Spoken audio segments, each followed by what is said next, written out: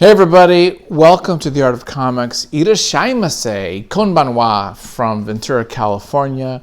We're here on another episode of The Art of Comics, doing this Art of Film episodes, and today we're going to talk about Clerks. Let me just give you a little background with my background with the movie and everything before we go into it, because we're going to go scene by scene and really talk about it. Because the question is this kind of like French New Wave? Is this Kevin Smith's French New Wave film? We'll talk a little bit about that. First, 1994, the same year that Pulp Fiction came out. You have to remember, those of us who are around, who are adults or young adults at this time, the early 90s, 94, 93, 94, 95, indie films was huge. You had Miramax, you had the Weinstein Company buying these films in Sundance, these little indie darlings that became these big things, right? Good Will Hunting, all these things. So the same year that Pulp Fiction came out, this movie came out, Clerks. And you have to give Clerks its due as something that inspired a generation of filmmakers, that really moved the needle to making film. A lot of copycats came after it. A lot of people tried to grab what Clerks is doing here. And we'll go through it, and I'll try to be critical about that. I mean, there are some great things that I love about it. There's some things that, don't age as well. And so we'll talk about all that here. But before anything, you have to give its due that this was very impactful. This was very influential on films. And the fact that Kevin Smith made this film by maxing out a couple credit cards, I think I've heard the number somewhere around $30,000 to make, and then, who knows, untold to market and actually get it finished. But to shoot it, $30,000, maxed out a couple credit cards, had to connect at this convenience store. The reason why the shutters are closed is because they shot all this, I believe, at night while the store was closed. So this is like, graveyard shooting schedule, because they're shooting this film at night when the store was closed. So there's all these like kind of really indie things that they're doing to try to like film this. And I totally respect that. I just finished my documentary, and it is super indie feel. So I get that. And I'm working on a couple of scripts now for some narrative stuff, which, by the way, you can see on my Patreon. Go check that out. Okay, let's go. I love the black and white. I love the grainy black and white. I don't know if this is 35 or 16. I don't know what film they used, but I do like it. And again, it gives me that French New Wave kind of feel of the auteur, the director's voice, the non-conventional kind of storyline and pacing and plot, the dialogue heavy, the cinema verite kind of feel, the camera movement, everything kind of feels like that French New Wave, Godard, that kind of Truffaut, that stuff. So, do I think it's good as that? No. But that's okay. It doesn't have to be as good. I think it could be communicated that way, though. I think that is part of the conversation. Starts off with Dante. Something that brilliant. Kudos to Mr. Smith, who I saw this movie when it came out. Actually, I saw this movie probably like 96, so it had been out for a little bit. I worked at a video store, just like Kevin, just like Randall. I worked at a video store. I worked at Quentin Tarantino, worked at a video store. I worked at Blockbuster, though. It's a little different. It was corporate. It was, but I had to know movies. I dealt with the customers. I was the movie guy. So I get that kind of world. And at the time, I loved this movie when it first came out. I was into Kevin Smith. I was into it. It felt new to me. And then I felt like his subsequent movies, when I look at his filmography, I feel that they've kind of went down. And I feel like he's went back to Clerks multiple times and trying to resurrect or keep these characters, this world on resuscitation, to keep that flowing. And it's unfortunate, but the things that he's done outside of this world have been okay. And him going back to the well, as they say, is not as great, to be honest. His earlier work is just for me, it hits me better. I think Chasing Amy is probably his best. I like Mallrats. Clerks is good. But then it goes into Clerks 2 and all that stuff. Jay and Silent Bob Strikes Back and all that stuff. And I'm just like, not feeling it. Tusk was okay. Red State was okay. But when he's going to the horde and other things, I don't know. Then he brings his daughter in as an actress. And for some reason, I have a weird thing with nepotism too in general. It's like, it kind of weirds me out. So, but back to Kevin and the beginning of this movie. I'm sorry, we're already at 6 minutes and I'm goofing around here. Having Dante wake up in the closet, on the ground, on the phone, is brilliant. That image, that opening scene, that opening shot, this opening sequence sets everything up. And it's brilliantly done. That tells story, that tells character, and I love that. And so now we're going, right? Dante, he's got to go to work. He's not supposed to be there today, and he's there. So we have a montage of him opening the store, all the different little like ritualistic things you got to do to open the store. So he's working on that. Then we had these title cards with different words, vilification. There's a number of them. I wrote them down. Demonetization or what have you. Which kind of like give us a little like clue as to what's about to happen.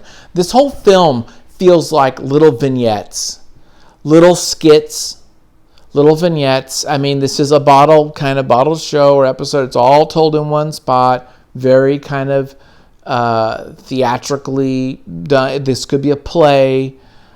These little skits are all there. And because of that, there's some drawbacks to it. It doesn't have a super great flow. It's just kind of these little collection of moments. There is a character, there's some arc. There's Dante. There's all that going on. And really it's just Dante's arc, which is not super great, but it is the film. So let's get into that. We start off with a scene with the Chewy gum salesman. He's doing his scam where he's like getting smokers to buy the gum. I thought that was cute. Cuts to Jay and Silent Bob. So the Jay and Silent Bob moments are really our transitional moments that change either theme or topic or just scene.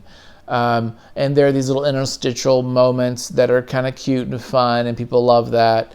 And there's definitely this cinema verite like documentary feel with Jay specifically, because I don't know how much of that was written and how much of that was improv, but it does feel like, again, I'm going to say French New Wave just because I want to. I do like it though.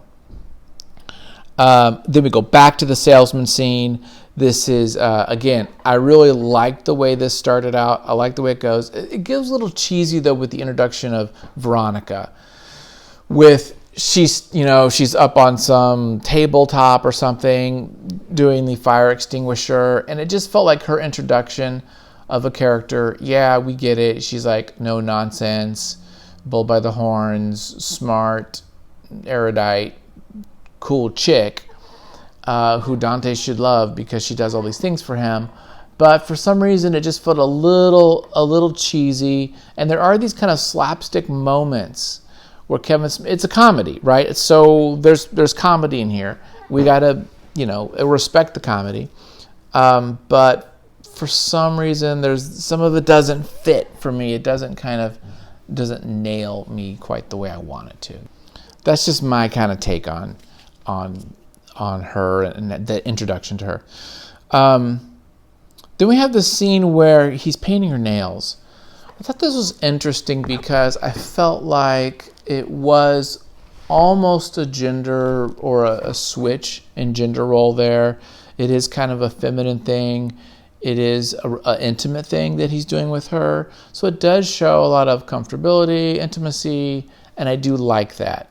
I thought that was kind of a cool little moment to show that kind of their togetherness. And then it switches into this argument about what is sex? What is the definition of that? And does his 12 women that he's been with equate to the 37, fellatio experiences she's had, right? And so then there becomes that kind of a thing. This, of course, illustrates their relationship issues and that he is kind of aimless, not really doing what he needs to do.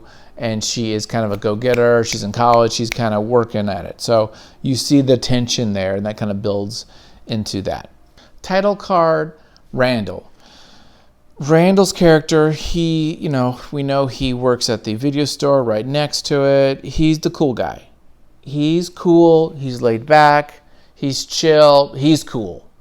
Dante is uptight, stressed out, feeling depressed. He's got these issues.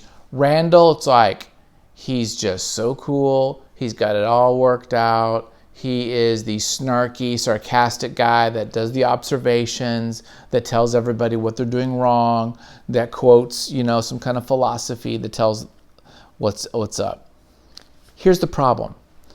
For me, the Randall character is one note, and it's kind of it's not a note I care to hear anymore. And this is a product of its time. This is the 90s. There is a lot of angst. There's a lot of sarcasm in the comedy and his language and his kind of like philosophy. And it just doesn't hit me anymore. Maybe at the time I thought he was the best and he's clever and everyone loves Randall because he tells it like it is. But I wasn't feeling it tonight. I just felt like he is just this antagonist for Dante. We don't know anything about him. He's really a cipher. He's not really a character. He's just a cipher. He's just the opposing viewpoint. And I have friends like that, right? We have a friend who is that, who's like, he's just the opposite to break it down to you. There is a moment towards the end where he warns the ex-girlfriend. Sorry, I'm jumping ahead. There's a moment when he warns the ex-girlfriend not to break Dante's heart. And that little moment of, hey, don't hurt him because I'll kill you, shows the friendship and the care and everything. But that's literally like one line out of the whole movie. So I don't know. I can give or take Randall. And Randall's just kind of an ass at the video store. There's a bunch of sight gags. There's gags of the different customers at the video store and kind of the inane things they ask and stupid stuff like that, which happens at all kind of convenience stores and service businesses. And there's some jokes about him just being super rude to the customers. And I just don't find that funny. I'm getting older. Maybe that's it. Maybe I relate to the customer. I don't know. But, I mean, is it cool to be super rude? I guess in that world it was back then because it's like so unheard of, so shocking. Nowadays, that happens. Like we will see someone working at a fast food place or whatever be super rude. So that's not surprising to us. That's like, okay, this happens. So it just didn't. It doesn't fit still for me. That's just my thought. So it's just too snarky, too angsty, too sarcastic. Dante finds out that the ex-girlfriend, her name is Caitlin. Caitlin is getting married. Finds out in the newspaper. Caitlin is getting married. He's now distressed. So now we see that part of the relationship problem he has with the current girlfriend, Veronica, is that he's still hung up with this high school girlfriend from years ago named Caitlin, who's getting married. And so he's like in this tizzy. Let me tell you, I understand Dante's feelings. I get it. I don't know if Kevin went through something like that. I bet he probably did. I bet this is pulling from his story because that's how we do with as writers, especially our first films. So I get Dante. I have been in a very similar situation, and even though it doesn't make sense and logically you're like, what the freak, I get it. So I thought that was fine. I thought that was totally cool. Another little segue with Jay and Silent Bob. Then there's some physical jokes that I thought were just not really that great. The Star Wars talk. We go into the Star Wars talk. This is interesting because, again, it's another little skit where two guys at a counter talking pop culture, which hasn't happened that often in film, where they'll reference other films, especially to this kind of magnitude. When you're talking about Star Wars to this generation in the 90s, it's like everyone knew it, everyone understood, and there's something kind of cute and clever about the dialogue, so we're all in, and we're like, dude, they talk like us, they're geeks like us, this movie is made for us because that's our language. So I totally get it.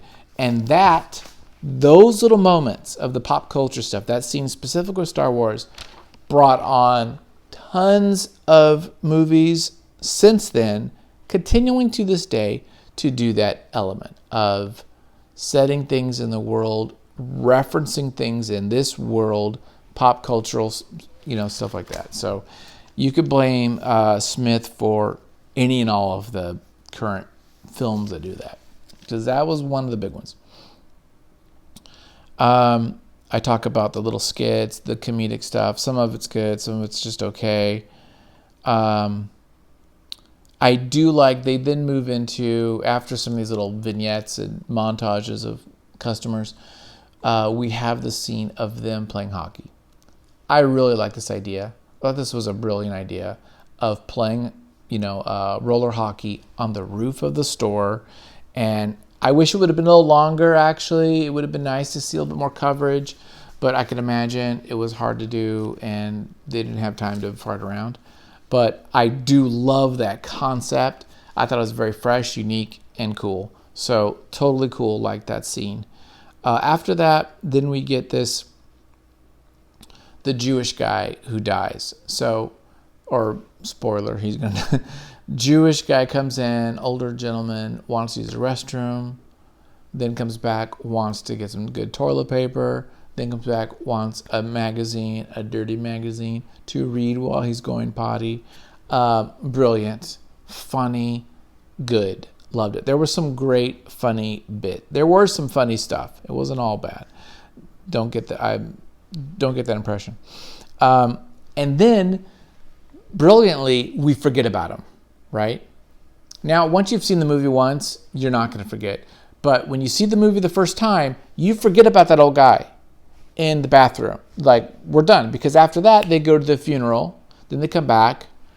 So that's done. Scene in the car, when they go to the funeral, again, the dialogue is supposed to be funny, but there's no character building. So that's kind of one of the issues, is that they're just talking the shit. Randall and Dante are just talking shit about normal stuff.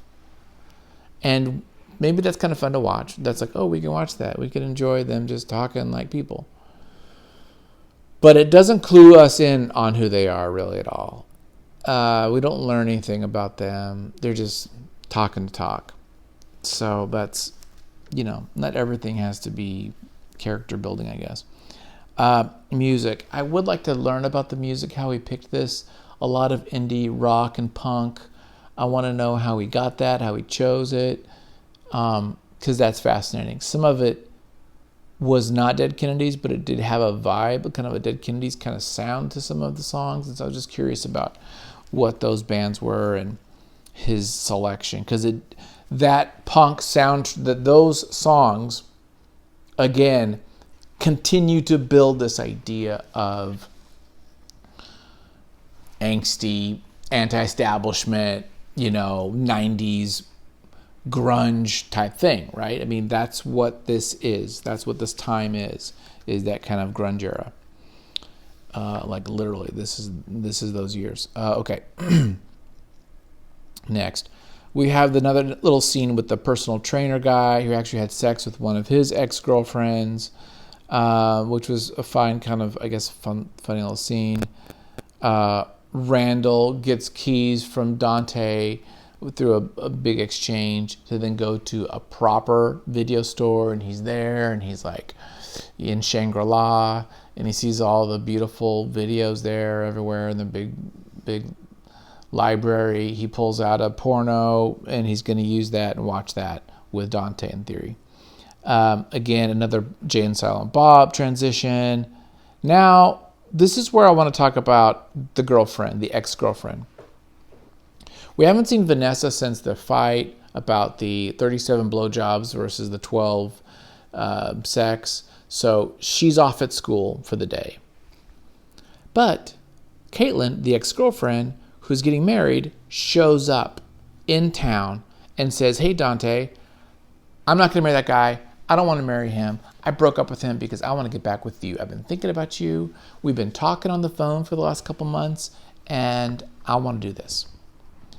This throws Dante in a big tailspin, and he's like, "Oh, my freak, this is what I want to do. This is, everything I want." A couple things about this character, Caitlin. I actually don't care for her acting. I thought it was okay, but I felt like she was kind of like just saying the lines that she had memorized. I didn't care for her acting. The scene of them together just didn't quite have the chemistry I wanted or felt was good or genuine. So a little disappointed with that. And what they do with her is disappointing because they build this up to where it's like, yeah, this is his love. This is who he wants to be with. He goes to change. She is in some clothes. She's going to go to the bathroom. We're not really sure what for, because she's gussied up for a date. So I don't know. She goes to the restroom, and guess what? That Jewish guy died there. The lights are out. She goes in. She has sex with the corpse because he still has an erection. She has sex with the corpse, comes out. Dante sees her, and they find this out. They're like, "Oh my gosh, this is crazy." And there's a sight gag with him with the big erection and with the white, sheet on. And then they kind of just say, well, she's going to be catatonic, need therapy. She's gone. She's out of the picture. And I felt like it was a real weird way to just nullify her character. And I felt like, okay, you have this dilemma with Dante and Veronica. You bring in the old girlfriend, who's now who Dante really wants to be with. He's disillusioned with Veronica. He really wants, and maybe this kind of idealized past thing, who maybe has broken his heart in the past. He wants her. And they're like about to make up. They're like going to go on a date and they're going to do this. And she left her fiance for this. This is something that could be real. This is like what our hero wants. And then there's this comedic, like rapey, not rape, but it's this, I don't know what you call this, accident or something, sexual accident, I don't know what. And then her character is totally like then just destroyed. And there's no connection. There's no like, hey, I understand, or hey, let's get together. There's a throwaway line at the end where he's like, I'm going to go visit her in the hospital and then go see Veronica. But it's really unfortunate, I feel, because it does a big disservice, I think, to the story to just bring in this character who's like going to really throw things in a loop for the story. And then you kind of kill her off by having her be catatonic driving off in the ambulance. And that's it. So then he then has to internalize, okay, my girlfriend's catatonic, my ex-girlfriend's catatonic, my girlfriend's, sucked off all these dudes. What do? I'm bummed out. And so we have 5 minutes of him kind of being bummed out. Randall talks him through it. But for some reason it doesn't work for me. Now look, man, I'm just one guy. This is just my opinion, okay? This is just me thinking. And you're watching it. So that's all it is. Don't. And then there's Jay and Silent Bob. And then, which has kind of been a motif in all the movies, where at the end of the movie, Jay and Silent Bob bestow upon them wisdom of the streets, wisdom from the world, that kind of helps clue the character into what's really happening, what's really important. And Jay says, hey, man. And then Silent Bob, of course, always talks at the very end to kind of like surprise us, like, oh, shit, he talks. Hey, man, Caitlin's cute and all, and Caitlin will probably break your heart and all, but Veronica make you lasagna. Veronica helps you change the car and the tire. Veronica does all these things for you. Think about that. You should be with the one that loves you, the one that does all these things for you, not just the cute girl who got away. I can relate to that. I mean, I can understand that stuff. So, he's like our little surrogate or whatever that kind of breaks down the character, walks off, and then Dante has to kind of absorb that and be like, okay, then I'm going to somehow make amends with Veronica.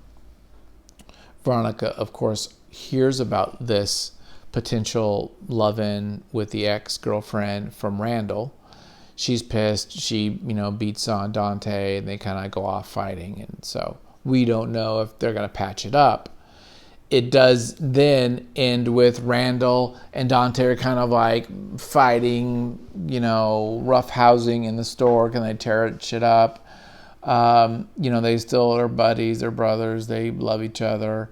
And Randall just kind of goes off on Dante like, hey, you choose this. You're choosing your life. You're choosing all these things. And you need to get your head out of your ass and stand up and be a man and stop screwing around thinking about the past. And then they kind of hug it out. And then the day's over. So there you go. That's the film. And I think the ending is fine the way it goes with this little realization that a bird in the hand is worth two in the bush, and love who loves you back, and all that kind of stuff. But and I guess there is the arc of Dante was depressed, he felt unmotivated, and now through his experiences, he did meet the ex-girlfriend, and they did, he realized that's not the one for her, and then he's now going to be happy with Veronica. But really, because they screwed up Caitlin, because they nullified her and put her in a catatonic state, he doesn't really. It's kind of fake because he goes through that understanding because of Jay talking to him and because of Randall talking to him, but not through his own devices, not through him. What would have been a better story, apologies to the Smith people and those that view askew, but would have been a better story is for him to go on the date with Caitlin. Then together, him realize, hey, this bitch ain't for me. This girl is whack, and I can't have this. And then have something happen on the date and be like, okay, time out. I got to be with Veronica, right? But because they don't have any of that, and basically his moment of growth or understanding is just people talking to him, that's not as good. There you go. That's my take. That's just what I think. So I actually feel very strongly about that. Now that I said that verbally, I feel like, okay, I feel good about that. That's right. That's right. So there you go. It is a good movie. Some of the comedy doesn't hold up, but maybe it didn't really ever hold up. Very influential. The fact he makes it 30 grand, and it's entertaining, and it launched his career and others, and everybody wanted to be just like that. And what are you going to say? If you haven't seen it in a while, go check it out. Let's go back to the title. Is it French New Wave? Well, I think, again, like I said in the very beginning, and I don't even know if Smith likes those films, but I think he is trying to do something different. Just the fact that it's black and white. Now, that could have been economics. Maybe he did it but I bet you it wasn't. I bet you that was deliberate. The fact that he's doing something black and white, the way it's shot, this guy sees movies. This guy knows movies. Okay, he worked at a video store. You work at a video store, you get, plus 10 points on that. So he knows.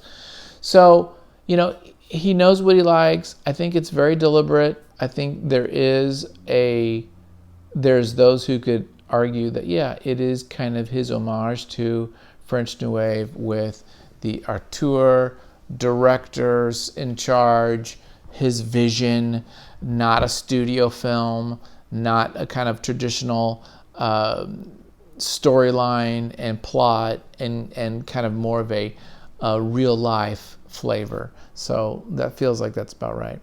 So there you go. That's my take. Thank you for watching. This has been a fun video, but a little bit long, but I like it.